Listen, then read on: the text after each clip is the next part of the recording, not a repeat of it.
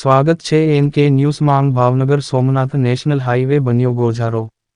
જાફરાબાદના ટીમ્બી ગામે અકસ્માત સર્જાયો. ટીમ્બી ગામે ટ્રક અને બાઇક વચ્ચે સર્જાયો અકસ્માત.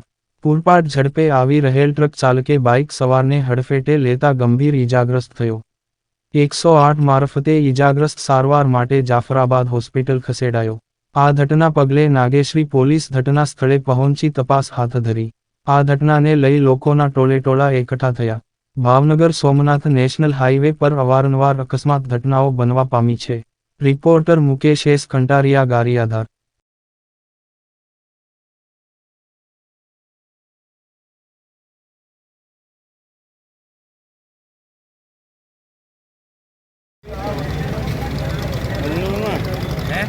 ગાડી જો